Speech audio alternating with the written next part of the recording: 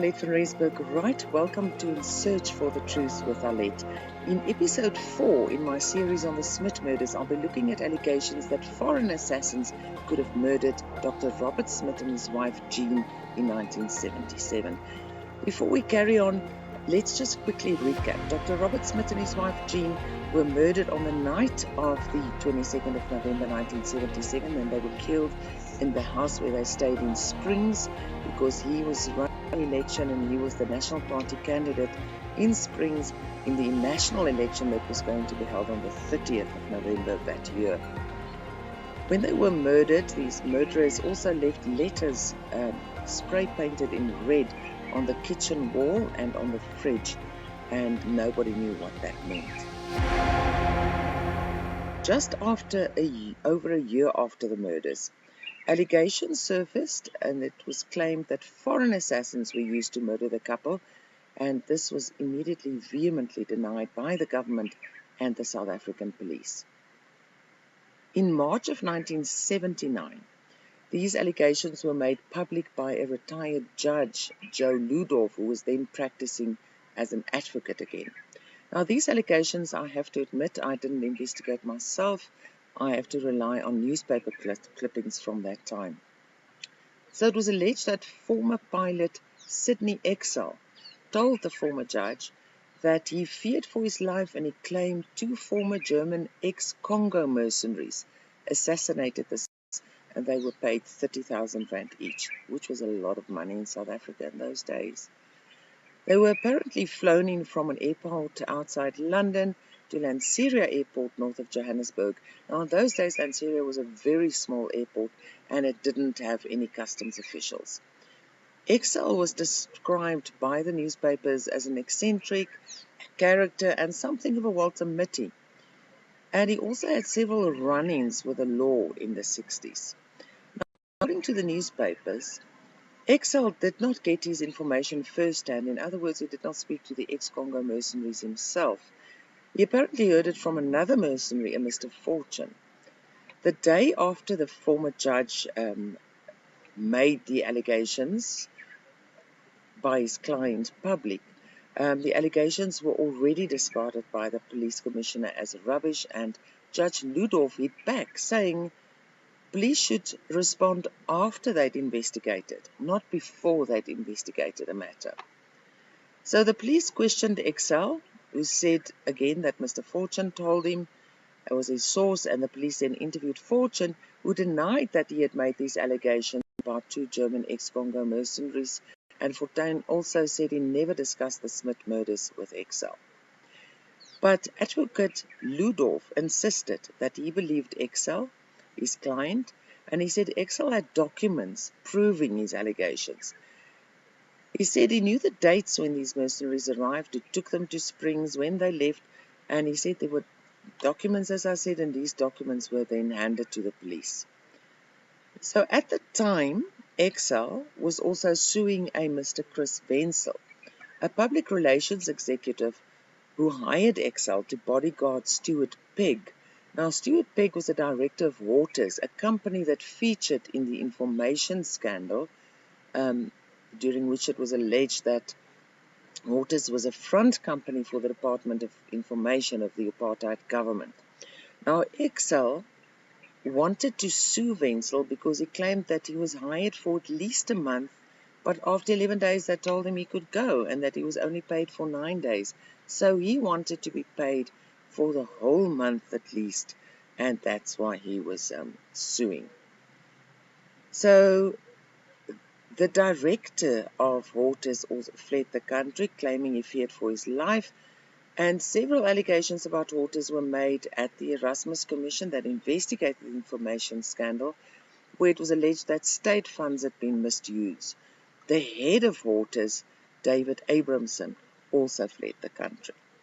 So Excel also claimed that while he provided personal protection to Pegg, Wenzel, the man who hired him as a bodyguard, visited General Hendrik van den Berg, who was then the head of the Bureau for State Security, also known as BOSS. In the end, the police did investigate these allegations, but no proof was ever found that 2 German ex-Congo mercenaries killed Dr. Robert Smit and his wife Jeanne. But looking at it all and all these allegations, it appears that the people who featured were linked in some way to the rumors and allegations about the Smit murders. Waters was a front company of the Department of Information, and some people believe that the information scandal was linked to the Smit murders. And then there was also the visit, they said, to General van den Berg, and he was the head of BOS. And there were also those who implicated BOS and General van den Berg in the possible of involvement in these murders. I am, however, skeptical about these allegations. And my reason being, I don't know that the people would have used German ex-Congo mercenaries that they didn't know, that they had no ties with, to commit such a very, very sensitive and high-profile assassination. Now, many of the former security force members that I spoke to also basically said the same. They said they actually believe that there's no question it wouldn't have been foreign assassins, because they believe that these people always, in the end, they will try to blackmail you for more money, and they will talk. So they didn't think that foreign assassins would have been used. I think it depends. It differs from case to case. But I think in this case, it's highly unlikely, because these German former ex-Congo mercenaries, to hire them would have been a risk. They had no loyalty to the country, to the government, or to the people in the government who wanted Smit dead. So it would have been a very high risk operation if they'd hired them. That's my personal opinion. Then we get to the most controversial of these allegations, namely that two Cuban assassins, trained by the CIA, were flown into the country to murder the Smits. Now, on the 24th of February 1980, a newspaper article appeared in the United States in the Sunday News Journal of Delaware. It was written by the now retired but renowned award-winning investigative journalist Joe Trento. The heading of the article read, "CIA helped Chile recruit Cuban killers." Now, according to his article, the CIA helped Chile and apartheid South Africa recruit a Cuban hit team in 1980. He wrote that these Cuban assassins had already been involved in at least a dozen murders all over the world.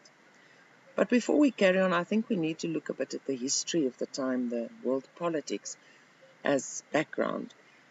Now, we know that the United States and Cuba had been at loggerheads for many years.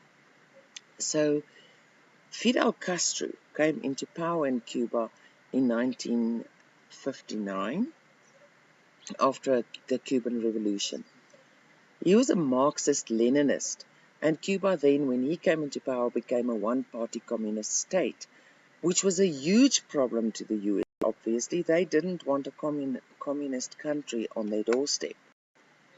So when Castro came into power, many Cubans also fled the country, and they fled to the US. They settled in Miami and in Union City in New Jersey, which is close to New York City.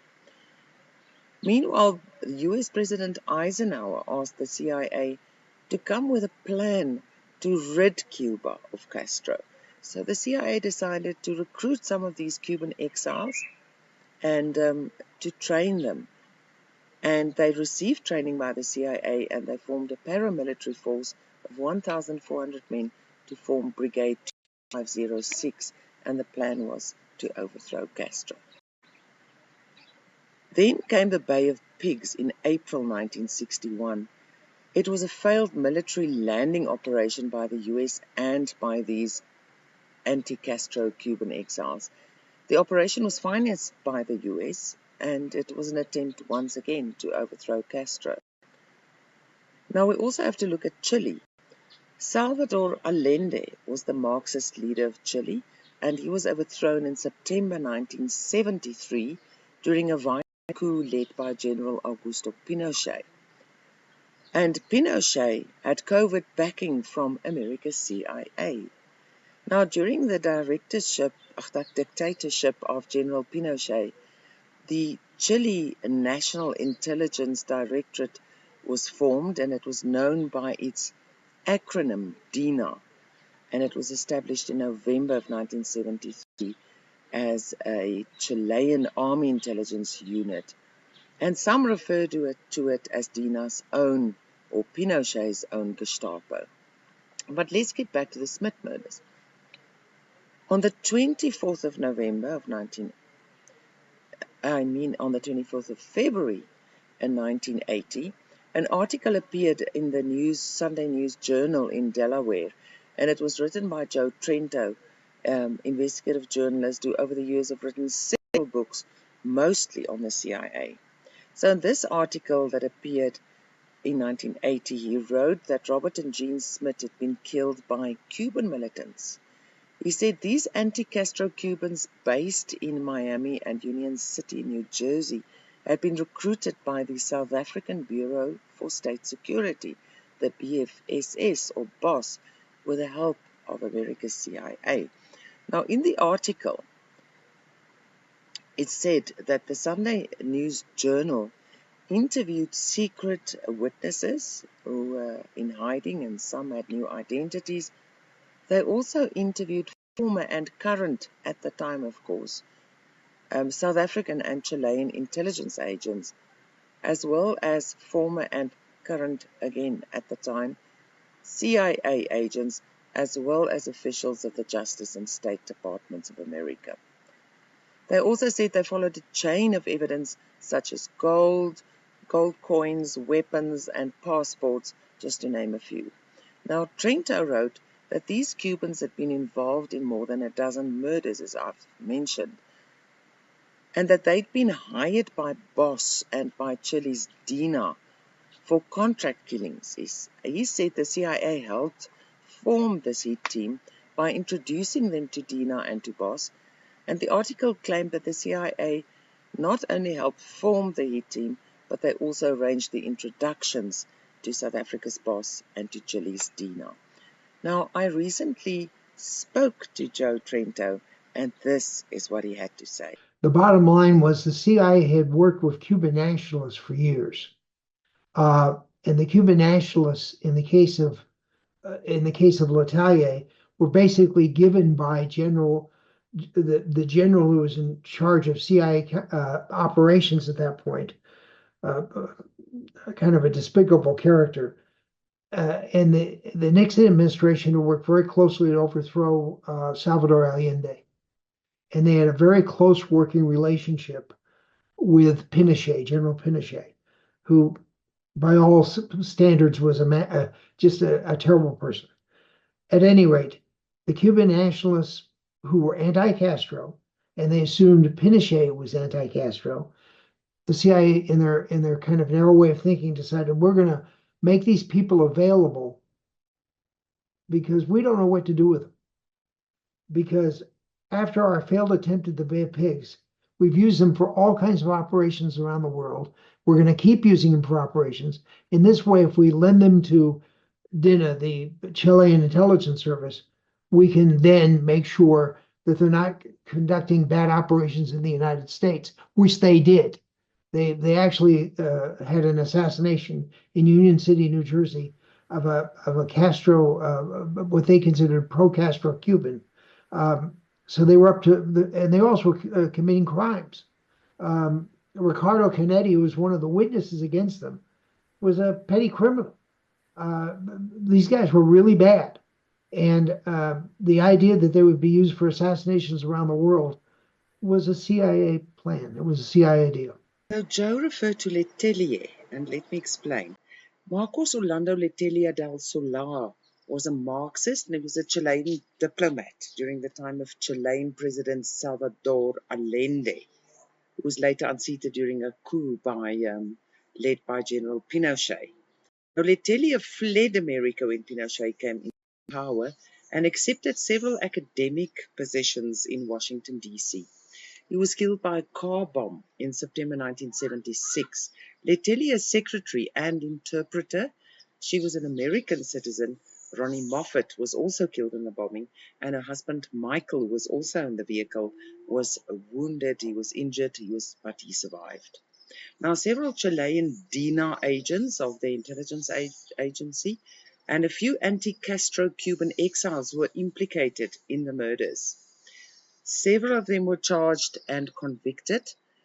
Two Cuban conspirators, José Dionisio Suárez Esquivel and Virgilio Paz Romero, were also implicated.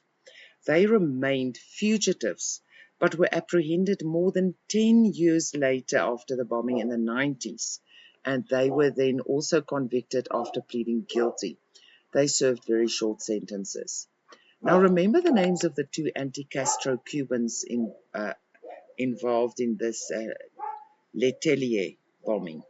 I'll refer to them as Paz and Suarez. They are two Cubans, and they'd also been implicated in the Smit murders. Now, in his article, Trento said, in return for using these anti-Castro assassins, Chile's DINA, the intelligence agency, had killed at least 17 agents of the Cuban intelligence service. And South Africa, on the other hand, provided information about communist activities in Africa in exchange for help. When the newspaper asked the CIA for their reaction, they said sources and methods, what they use, is discussed, and they can't get into it.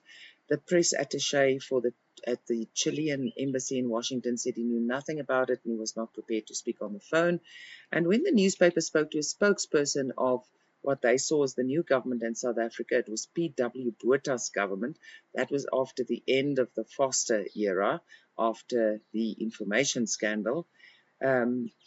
He spoke to a South African spokesperson by the name of Michael Spencer, who was based in New York, and Spencer told him that Boss and Chile's DINA had a reciprocal relationship. They would exchange favors. The Bureau of State Security in South Africa in the bad old days was every bit as bad as the CIA and worse. So what we're dealing with is this kind of attitude that through patriotism, any criminal activity is allowed. If you're being a patriot, you can do these things. And that is when you lose control, and that's when things go wrong, and that's what happened here. And what the CIA did, and what I reported at the time, was the CIA allowed these guys to go to work not only for Bureau of State Security, they were doing other assassinations around the world. They killed Bernard Layton. They tried to kill Bernard Layton. They killed a Chilean general, a Letelier bombing where they killed Letelier and Ronnie Cape and Moffat in downtown Washington, D.C. I mean, this was really bad stuff. And what made it much worse was that everybody cooperated with the agency in covering it up. The FBI was not given information by the CIA, so they couldn't conduct a proper investigation, and they couldn't conduct a successful prosecution. Now, Trento talked here about criminal activities being allowed through patriotism.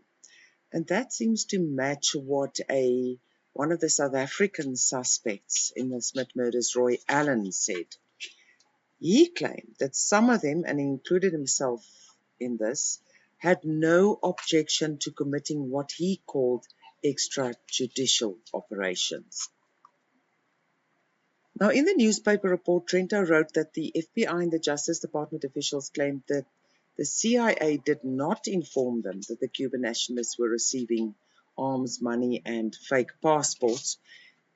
They told him in private that they were incensed by the lack of cooperation from the CIA. And Trento quoted in the article one of the FBI agents as saying, "We have professional killers trained by one of our own government agencies on the loose."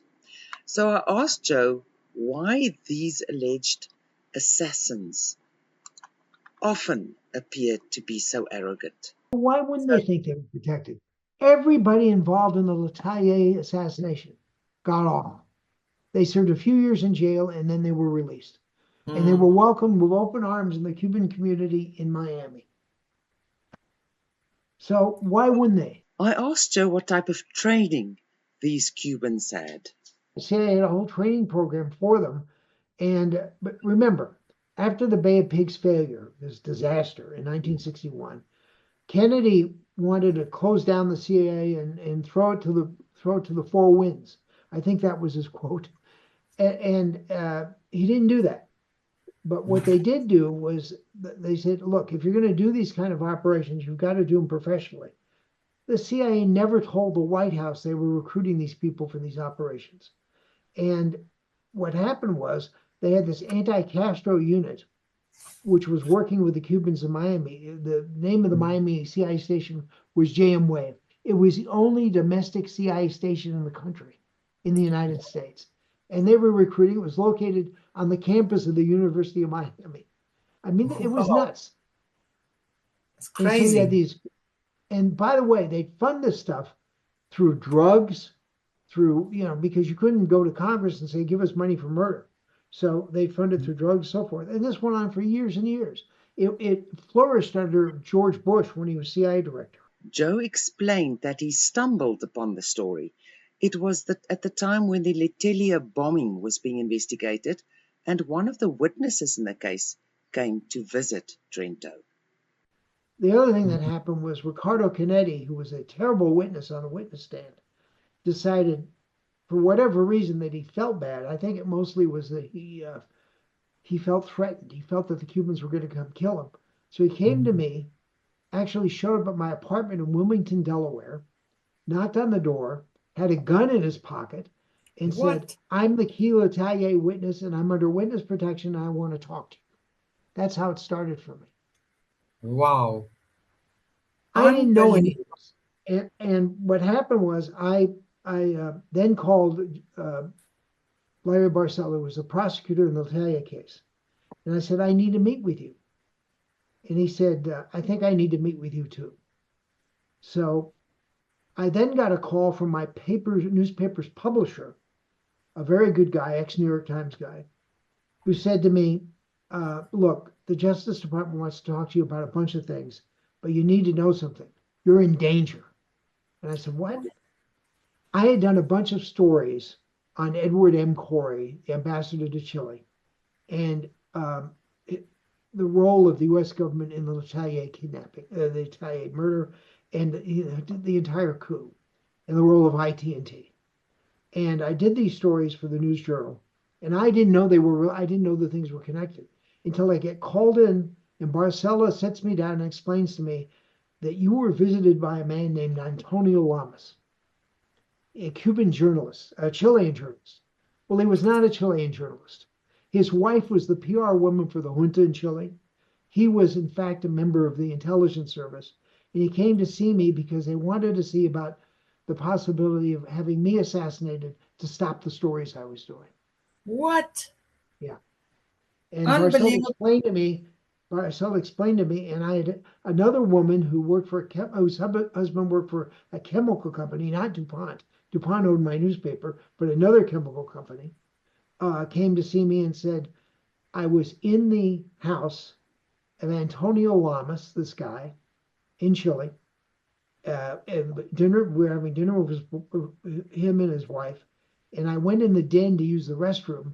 And in the den was a map of Wilmington, Delaware, with your apartment, the Wilmington newspaper office, the parking garage where you park the car. And I went to and she went to the FBI, and that's why the FBI wanted to talk to me. The head of the South African Bureau for State Security, also known as BOS, Hendrik van den Berg, had good relations with several high-ranking people in the CIA. That was known in South Africa. Even when Lisa, the daughter of the Smits, went to see van den Berg, he told her that he had good relations with the CIA director, Alan Dulles. And we mentioned that in episode 2. He also knew James Jesus Angleton, who was the chief of counterintelligence of the CIA. Now, Trento explains how he learned about the ties between the CIA and BOS.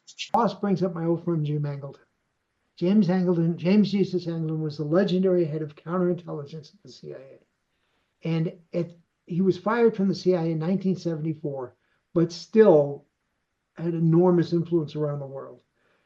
And Angleton is the first one who told me an interview I did with him at the Army Navy Club in Washington, and which he invited me to, told me about these connections with Boss.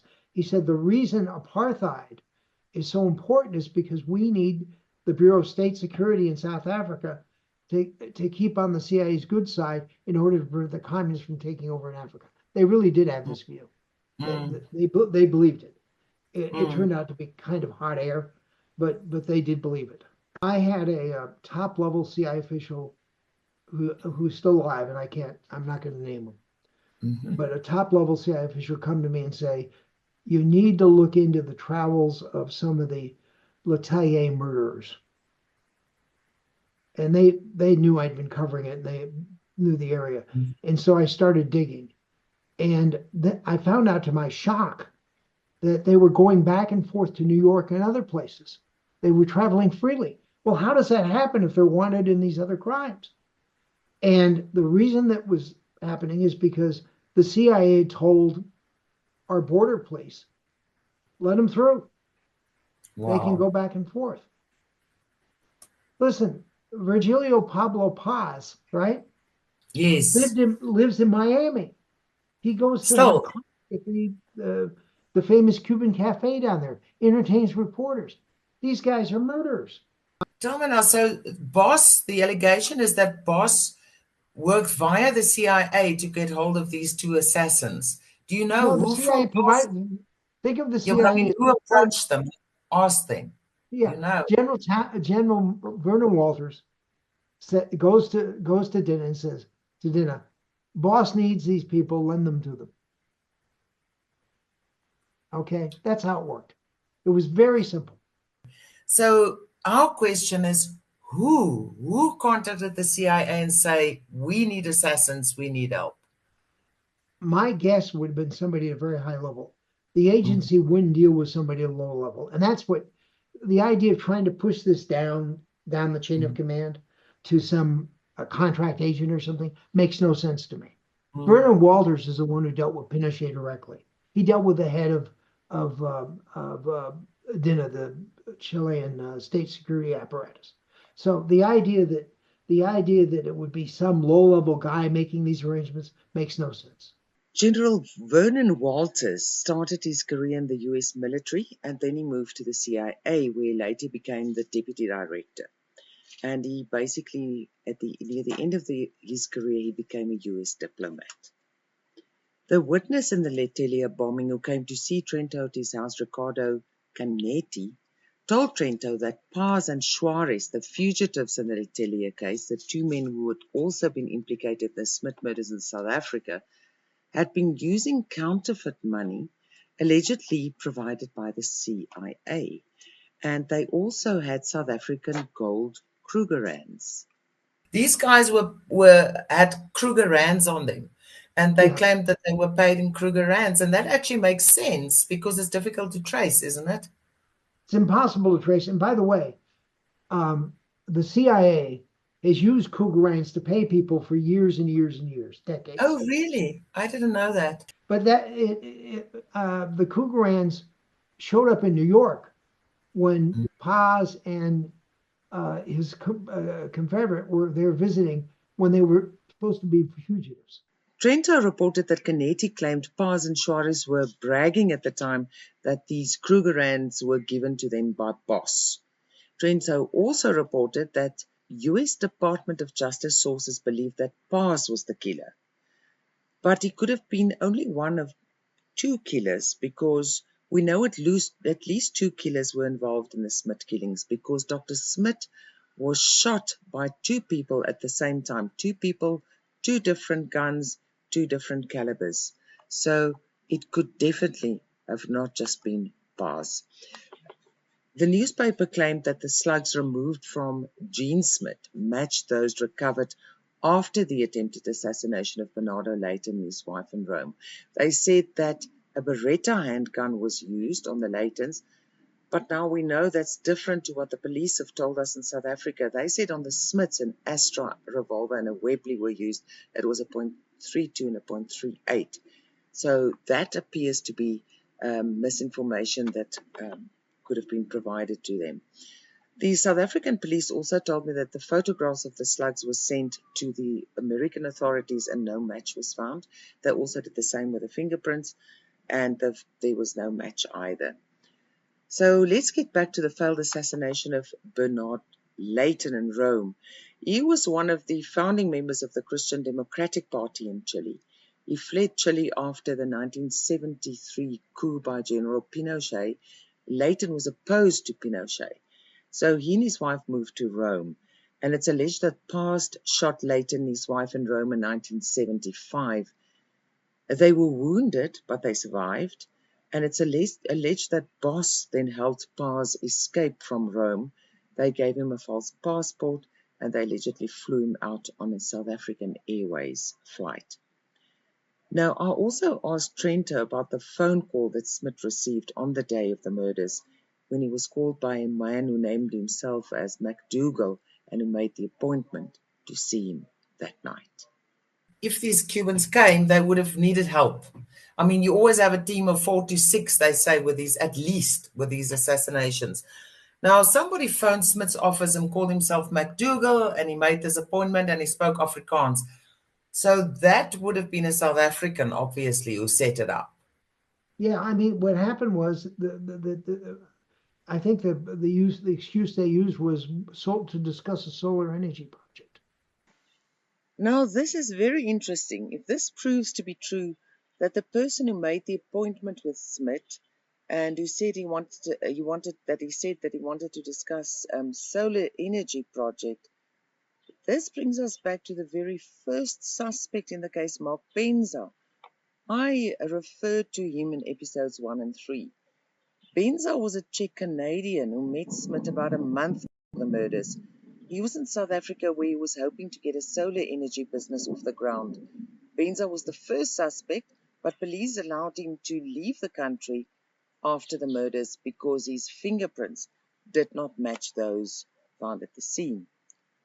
Now, the FBI claimed that Suarez could not have been involved in the Smit murders in South Africa, as at the time of the murders, he was serving an 11-month service behind bars for contempt of court.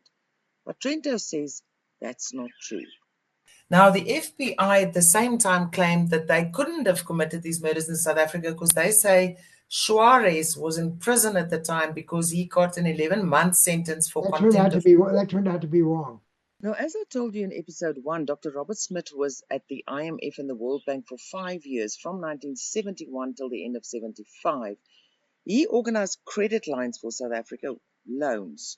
So it was while he was in Washington, and he was trying to, according to this article in the Sun and News Journal, he was trying to organize a credit line for South Africa, and he said he needed millions of US dollars. And then he was asked, but why do you need this if South Africa has already got about 70 million US dollars in US accounts? Now, Smit was immensely honest, and he realized he discovered a scandal. And the article claimed that according to sources in the CIA and the US State Department, Smit discovered the names of more than 20 American politicians, including US senators, right-wing journalists, and also publishers who'd received payoffs and bribes from South Africa. It's because South Africa was not popular in the world because of apartheid, and they wanted them to back them. Both governments obviously would have wanted to keep these names secret, that were linked to this money. Now, recently I discovered a document on the investigation into these allegations by the US House of Representatives. Their Committee on Standards of Official Conduct investigated it. The findings were released in May 1980, so a few months after Trento's article, and in their report they mentioned that although they know that some of these people did have trips and free trips to South Africa, they couldn't find any proof that these people had actually accepted bribes. They also said that they'd received the information from South Africa, such as the Erasmus Commission's report into the misuse of state funds, and they said it was mentioned there that between 1973 and 78, the South African Department of Information spent 73 million US dollars on 160 to 180 secret projects aimed to influence world opinion in favor of South Africa. Now, in at least one of these projects, the front organization was used. So, although the committee found nobody received bribes, they said the people did have trips and all kinds of things, but they said because front companies were used, they can't prove that these politicians knew that the South African government was paying. So they said, therefore, no further action was needed. So we know that the fund existed, but what else could Smit have discovered with regards to this fund? There have been allegations that some of the money was used to buy weapons for South Africa to sidestep the arms embargo and to support South Africa's nuclear weapons program. There was a time when the United States thought South Africa should have a nuclear weapon. And there was a time when we helped them do that. And Yes. the same guy who helped them do that provided the material for Israel. And that was James Jesus Angleton. Angleton, interesting. Angleton's relationship with South Africa and his importance in that relationship has never been really examined as it should be. No. And I'm hoping an intrepid reporter like you will look into it. Angleton's long dead, unfortunately, but the reality is there's got to be some records in South Africa on this. After Angleton retired, the agency kept finding rental buildings all over Washington, D.C., in the Washington, D.C. area, where he was keeping files on people. I mean, dozens of places. And the reality is, the South African government was, not the government, members of the South African government were paid money in order to allow all this to happen. A police brigadier, a senior policeman, told Smit's brother shortly after the murders, he asked him, he said, what would you do if by solving this murder, you would have to divulge state secrets? Now, to me, that's the crux of the matter, isn't it? I think you're right. I think that the nuclear Smit's connections to knowledge about the payments regarding the nuclear program would be the state secret. Understand the nuclear program. Understand how important that was to Israel. Understand how important Israel was to the United States, and that'll give you a sense of what they were fearing.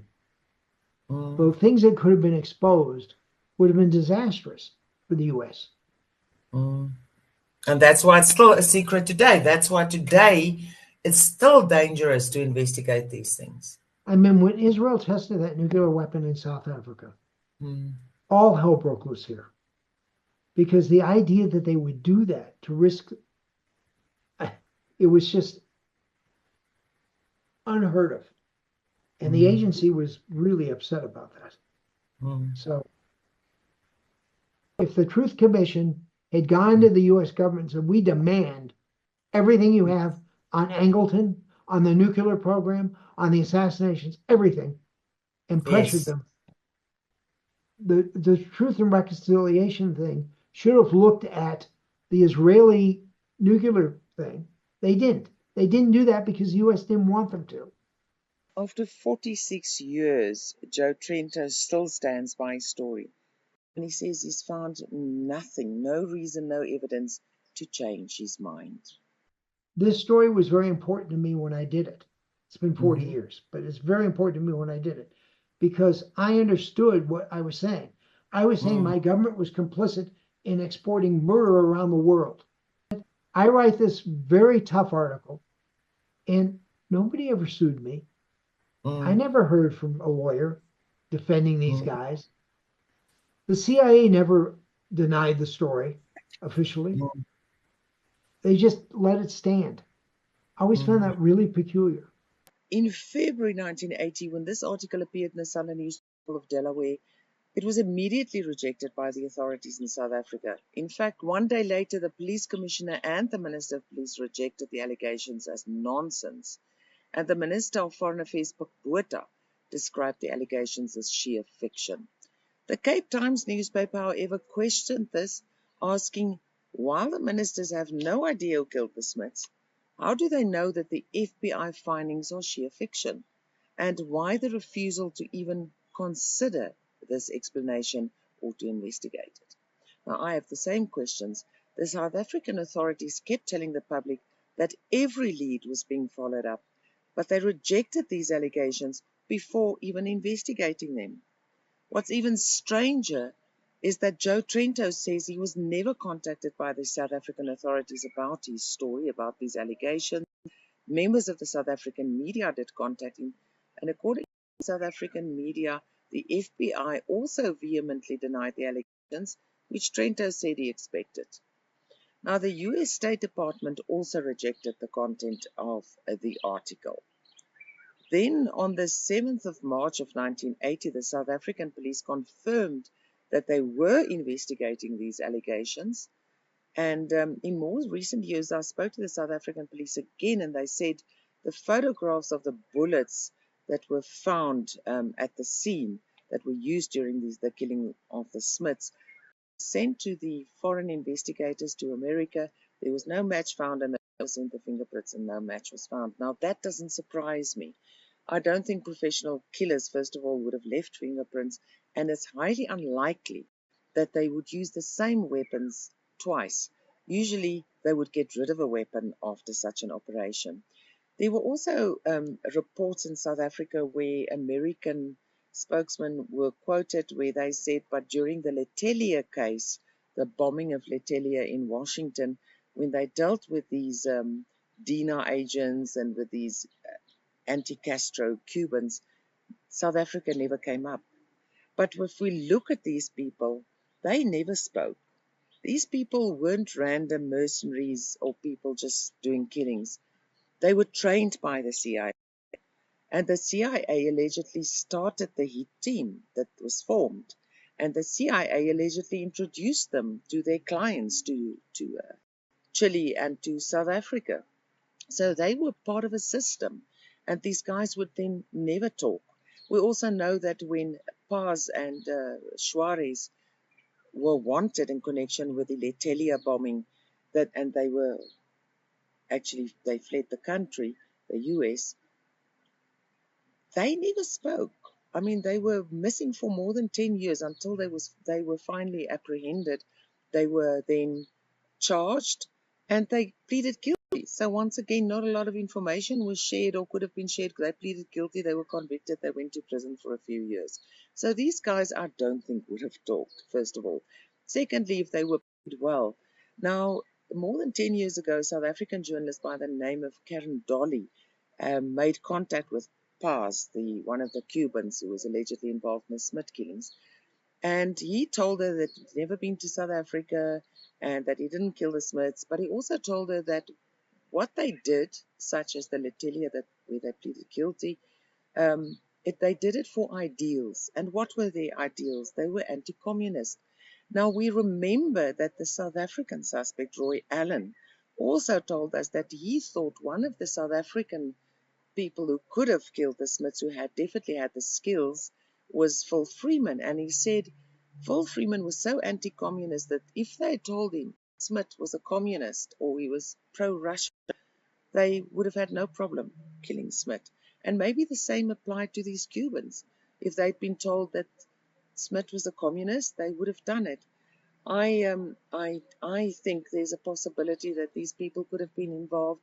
The fact that they said Suarez was behind bars for 11 months. I find that strange.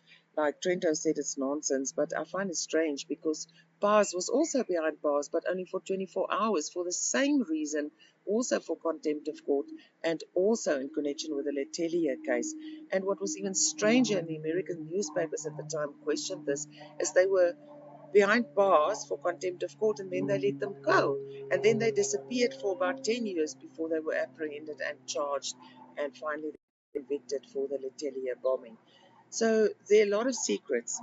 I also want to mention to you that I've been told that a COVID operation usually has three components. The one is its secret. So in this case, they would have been able to keep it secret because with these organizations and intelligence services, and remember we're talking here about the CIA in America, BOSS in South Africa, and DINA in Chile, intelligence organizations, they work on a need-to-know basis, and secrets is what they deal with. So I think it was definitely a secret then operation. The second thing is that the authorities must be able to repudiate these allegations. And I think in this case, definitely the authorities would have been, they did repudiate these allegations. And then thirdly, it must be untraceable. And I think that's exactly what it is. After almost 50 years, 48 years since the murders, it's still not been solved. And I also know that the former security force members often told me and asked me whether I knew there was an 11th commandment, and it said, don't get caught, because if you get caught, you're on your own. The authorities will deny any knowledge of you or of your operation. So I'd like to know what you think about these allegations about Cuban involvement. I would also like to mention, of course, if the Cubans were brought in, they would have needed South Africans to work with them, because usually they say it's a team of 46 or more. You need somebody to do the intelligence, to get the information about the Smith's movements. They need somebody to plan the whole operation. They need somebody to make the appointment with Smith, to provide the weapons if necessary, and the knife, the stiletto knife if necessary. And then afterwards, to go through the scene to make sure that no evidence had been left behind. They need somebody to get these assassins then from the airport to the murder scene. So if the Cubans had been involved, they wouldn't have done it on their own. They would have had cooperation from South Africans, I think. Then I also just want to briefly mention something that could be linked to this. I'm still investigating, so I'm not going to say too much. In 1994, I spoke to a South African woman who alleged that her husband had been involved in the Smit murders. And she said he was the one who fetched the 2 foreign assassins at the Waterkloof Air Force Base in Pretoria and took them to Springs. Now, as in the case with other allegations, everything she said was immediately rejected as nonsense, and she's talking absolute rubbish. I have recently started investigating what she said. Everything she said about her ex-husband, the husband at the time of the murders, about where he worked, what he did, everything I have confirmed, but I haven't been able to confirm her allegations about involvement in the Smit murders, and I'm still working on that, trying to see if I can get documents or reports or witnesses who can either tell me and convince me that it's true, or if it's nonsense, that we can reject it. But I'll keep you informed about that one as well. If there's anyone who knows anything, please get hold of me and let me know so that we can investigate further. In next week's episode, I will be talking to Dr. James Myberg, and he also investigated these murders. He is from Politics Web. And please support my investigations and research by subscribing to the channel. Click on the like button, share with your friends, and until next time, goodbye.